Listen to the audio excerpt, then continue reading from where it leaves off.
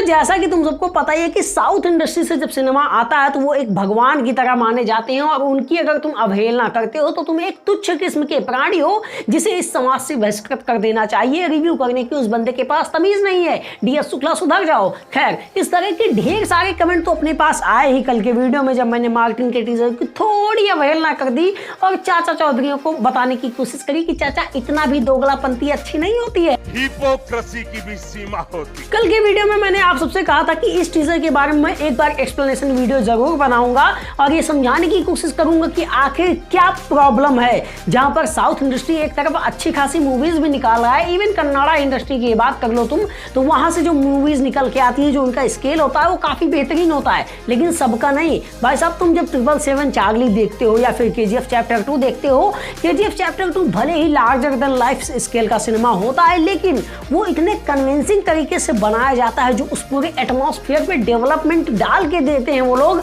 उससे तुम कतई कन्विंस हो जाते हो और लगता है कि भाई ये रॉकी भैया अपने इमोशन हैं, इनको कुछ हुआ तो भाई जी नहीं पाएंगे, सच में बड़ा ही दर्द होगा। वहीं एक तरफ जब आप बैडास रवि कुमार हो जाए या फिर बागी 3 हो जाए या फिर ओम द बैटल विदिन वाली जैसी मूवीज हो जाए या फिर कल आई मार्टिन मूवी का टीजर हो जाए, भाई मुझे पता है कि तुम्हारे पास स्केल है, अच्छा खासा बजट है, क्योंकि कन्नड़ा इंडस्ट्री अच्छा खासा ग्रो कर रही है, तो तुम अच्छे प्रोजेक्ट लाना चाहते हो, लेकिन इसका मतलब ये नहीं होता है कि तुम ओवर एक्सप्लोर कर दोगे उस चीज को। ठीक उसी प्रकार से जिस तरह से KGF चैप्टर 2 ने आपने आपको एक एक्सप्लोरेशन तो दी ही, लेकिन उसके भी लेवल्स हमको दिखाए, जहां पर चैप्टर 1 में एक लिमिटेड बजट के साथ उसने एक स्केल को प्रेजेंट करने का हिंट जरूर दिया, कोलाय गोल्डफील्ड को बहुत खूबसूरती के साथ दिखाया, लेकिन वहीं पर उसने इस चीज का भी कंट्रोल रखा कि मैं कहीं ओवर एक्सप्लोर ना कर दूं, भाई साहब वो ना दिखाने की कोशिश कर दूं जिसका मेरे पास बजट ही नहीं है, और उससे वो चीजें काफी नकली लगने लगे। जैसे ही कोई चीज नकली लगने लगती है,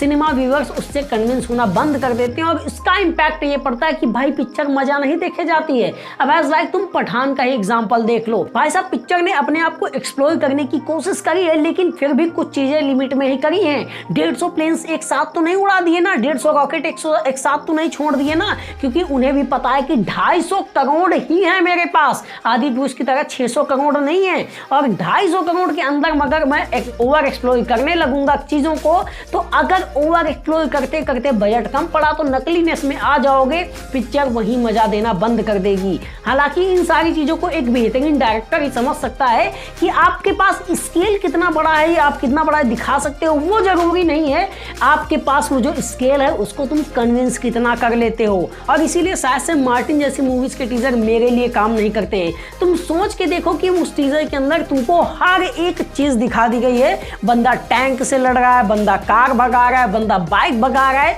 कोई एक ऐसा सिंगल एक्शन सीक्वेंस छोड़ा नहीं जो कि टीजर के अंदर ना हो। हालांकि प्लेन और फाइटर जेट उड़ाने वाले सीक्वेंस को छोड़ दिया, नहीं वो भी डाल देते। अब इन सारी चीजों के बीच यहाँ पर सबसे बड़ी बात ये हो जाती है कि जब तुम उसके एक्शन का लेवल देखते हो या फिर उसकी एडिटिंग को देखते हो तो तुमको लगता है भाई कुछ मिसिंग है, और वही ये सेम चीज होती है। तुम बस एक्शन को एक्सप्लोर करने में लग गए उस टीजर के अंदर, तुम ये डालना भूल ही गए कि भाई पब्लिक कैसे कन्विंस होगी, उसे लगना भी तो चाहिए कि हाँ ये कड़क मूवी होने वाली है। कड़क मूवी का मतलब कतई ये नहीं होता है कि तुम सिर्फ उसमें एक्शन का लेवल ही डाल दो और बाकी दुनिया जाए तेल लेने। और एक बात और मैं आप सबको क्लियर कर दूं कि इस मूवी के टीजर में जितना भी एक्शन का लेवल है या फिर जो हमारा हीरो 100 बंदों को पेल रहा है, उससे कतई मुझे प्रॉब्लम नहीं होती है कभी, बिकॉज ऑफ कि भाई हीरो है, हीरो को तो हीरो की तरह ही दिखाया जाएगा ना। लेकिन फिर भी ओवरऑल बात वही आती है, उन 100 को हीरो कैसे मारता है, यही तो तरीका सबसे इंपॉर्टेंट होता है चाचा। और इसी चीजों में ये पिक्चर फेल हो जाती है